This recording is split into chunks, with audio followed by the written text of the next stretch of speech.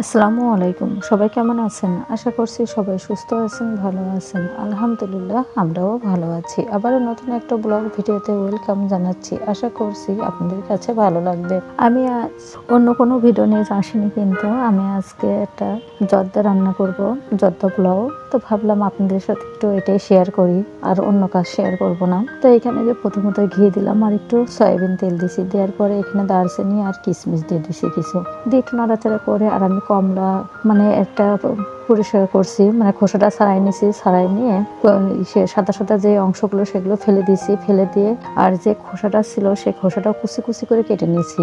আর একটু চাল কুমড়োর যে মুরব্বাটা সেটা হচ্ছে ছোট ছোট করে কেটে নিলাম, নিয়ে ঘির মধ্যে একটু দিয়ে দিছি। দিয়ে কমলাগুলো কিন্তু আমি যে একদম ভালো করে একটু মানে টিপে টিপে রসগুলো বের করে নিয়েছি, করে রসগুলো বের করে নিয়ে রস শুদ্ধ কিন্তু আমি দিয়ে দিলাম। দেওয়ার পরে কিন্তু এখানে হচ্ছে যে এই দিছি পরিমাণ মতো চিনি দিয়ে দিয়েছি, মানে আপনারা যে পরিমাণ যেমন মিষ্টি খাবেন ঠিক তেমনই হচ্ছে মিষ্টিটা দিয়ে দিবেন।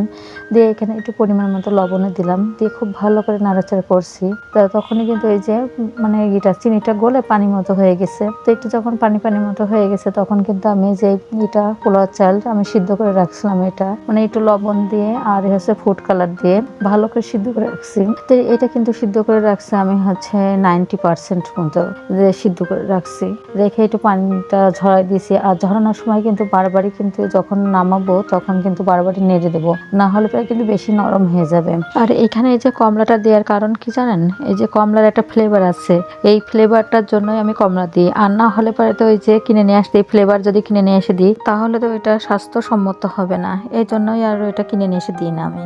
যাই হোক, আমি এই যে নাড়ার পরে আমি এখানে হচ্ছে এই যে দিলাম মানে গুঁড়া দুধের ভিতরে একটু ঘি দিয়েছি, দিয়ে একটু মাওয়ার মতো বানিয়ে নিয়েছি। তো এটা একটু ঝরঝরেই হয়েছে, বেশি হয়নি, মাওয়ার মতো হয়নি। তো আমি ভাবলাম একটু ঝরঝরে করে দিই, দিয়ে আর একটু ঘি দিয়ে দিলাম। আর এখানে একটু যত ঘি দিয়ে দেয় ততই মনে হয় ফ্লেভারটা বেশি সুন্দর আসে।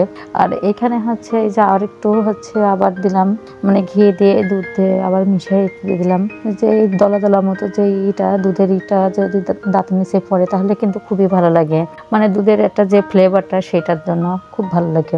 আর এখানে কিন্তু আমি ছোট যে বেবি সুইটগুলো আছে সেগুলো হচ্ছে আমি এর আগে বানিয়ে দিয়েছিলাম, এর আগে আমি যখন রান্না করি তখন কিন্তু আমি বেশিরভাগই বানিয়ে তারপরে দিই। তা আজকে আর বাসায় ছিল না, হঠাৎ করে বানাবো, আর ছোট বোন আসবে যে পরীক্ষার আগের দিন আসছে। তা ভাবলাম যে বাসায় তো এমনিতে মিষ্টি আছে, ওই মিষ্টিগুলো তো আমার ডিপ ফ্রিজে মিষ্টিগুলো ছিল, আমি একটু নর্মাল করে ছোট ছোট করে কেটে তারপরে কিন্তু দিয়ে দিলাম, মিষ্টিগুলো সাজিয়ে দিছি। খাইতে কিন্তু মাশাআল্লাহ অনেক সুন্দর হয়েছে, আর খাইতেও অনেক ভালো লাগছিল, দেখতেও মাশাআল্লাহ অনেক সুন্দর দেখাচ্ছিল। যাই হোক, এই যে নামিয়ে নিলাম, আর ঝরঝরে হয়েছে অনেক সুন্দর। আবারও একটু ওই যে গুঁড়া দুধটা একটু ছিটিয়ে দিলাম, ছিটানোর পরে এখানে হচ্ছে যে চেরি ছিল, চেরিগুলো হচ্ছে একটু কেটে দিয়ে দিলাম, জাস্ট এটা দেখা সৌন্দর্যের জন্য আমি হচ্ছে এটা দিয়ে দিছি। তারপরে কিন্তু আমি যে মিষ্টিগুলো তো আগে হচ্ছে দিছিলাম, দেওয়ার পরে আমি একটু গরম করার জন্য হচ্ছে মিষ্টিগুলো দিয়ে ঢেকে দিছিলাম তখন।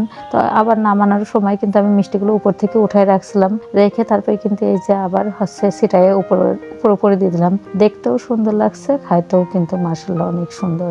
যাই হোক, এভাবে একবার হলো ট্রাই করে দেখেন। যারা এতক্ষণ ধরে আমার ভিডিওটি দেখলেন তাদেরকে অসংখ্য অসংখ্য ধন্যবাদ। আসসালামু আলাইকুম, আল্লাহ হাফেজ।